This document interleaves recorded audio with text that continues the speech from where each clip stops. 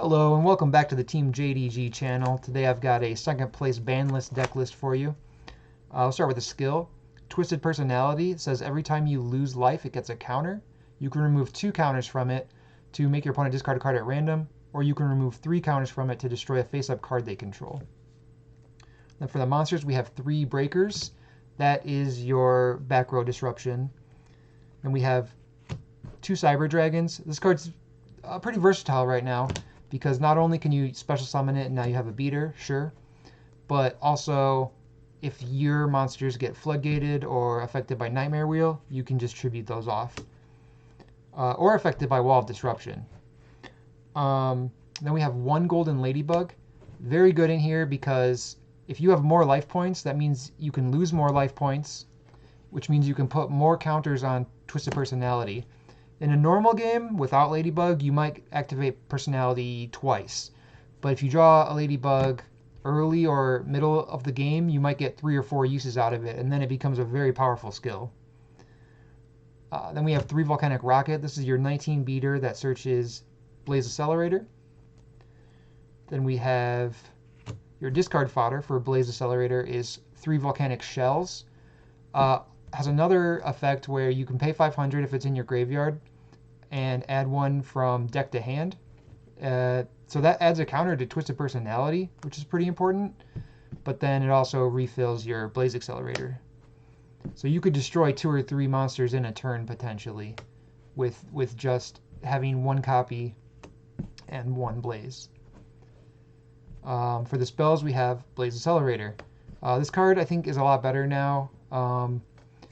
Against the meta in general, like if you're playing against Raging Cat, killing their monsters not by battle is very good because they have a lot of ways to protect their monsters through battle. So this gets around that. And then one of the counters to this deck was Spellproof Armor, but I don't think anyone's going to be using that between the ban list and the erratas. But if they are, it's only going to be their vanillas that are unaffected by your spells. Then we have 1 Wildfire. So this is basically a quick play Dark Hole. It also has a 500 life point activation cost, which adds a counter to Twisted Personality. And it gives you a 1000 token in attack mode. So if you do this in your opponent's battle phase or end phase, you clear the board, but you're left with something to attack with at least. For traps, we have 3 Floodgate Trap Hole, 2 Nightmare Wheel, 2 Wall of Disruption, and a Zoma the Spirit. That's a 22 card main deck. And for this side, we have 2 Possessed Dark Soul. This was mainly put in for Raging Cat. All their monsters are level 3 or lower, so you can summon one of these, tribute it, and then you get all their monsters. They have nothing to attack you with, and you get a couple things to attack them with. Then we have 2 Straight Flush. This was put in for Crystal Beasts because they generally have 3 spell and traps filled up at multiple points in the game, because that's essentially how Pegasus functions. It puts a Crystal Beast from their deck or graveyard or hand into their back row, which they want for their Crystal Regeki. So they're often filling up all 3 zones, and this is a 3-for-1 at that point. And then for the last sideboard card, we have 2 Waking the Dragon. What this is for is basically the OTK decks are running a lot of removal, and honestly, even more than like Moth used to play. So they're going to be Night Beaming whatever you set. And a lot of those decks, if they hit 1 Waking, they don't really have a plan from that point to win the game.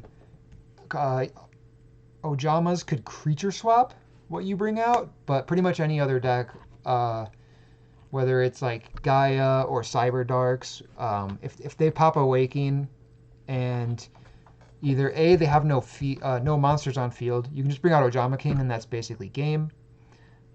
Or if they do, you can bring out something like Thousand Eyes Restrict and they just can't attack it, and you can take their monster and attack with it.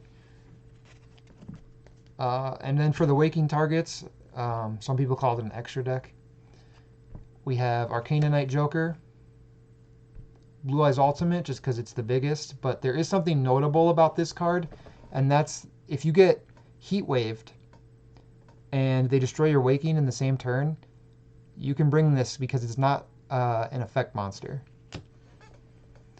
So you can still summon something off of Waking under Heat Wave.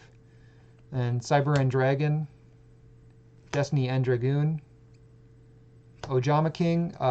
This is going to be one of your premier ones. If they have no board and they destroy Waking, you're pretty much just always going to pick that because now they can't summon.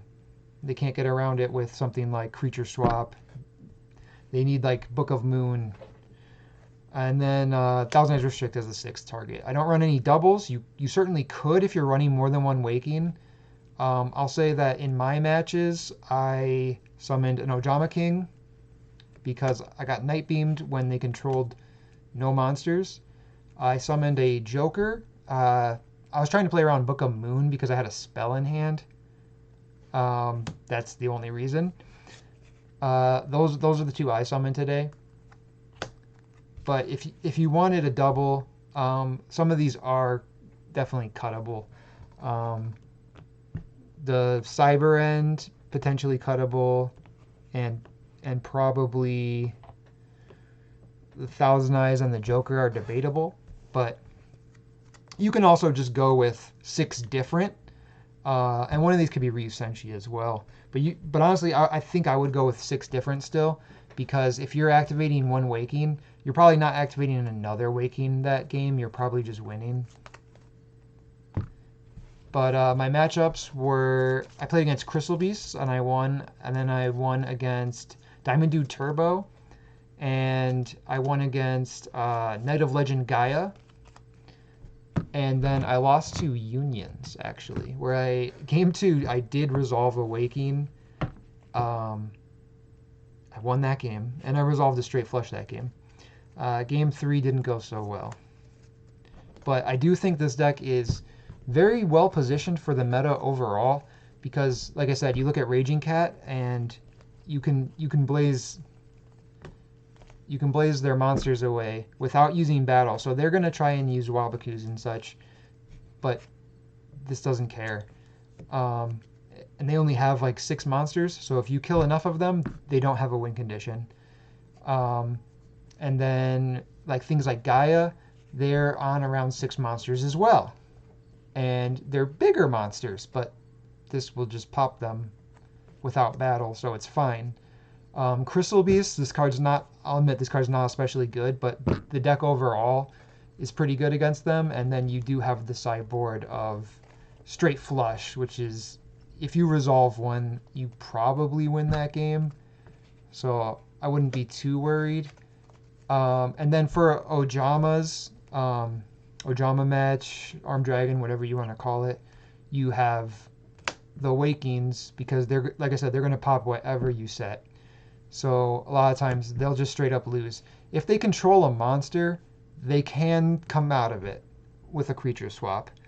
But if they don't control a monster, you probably just get it right there.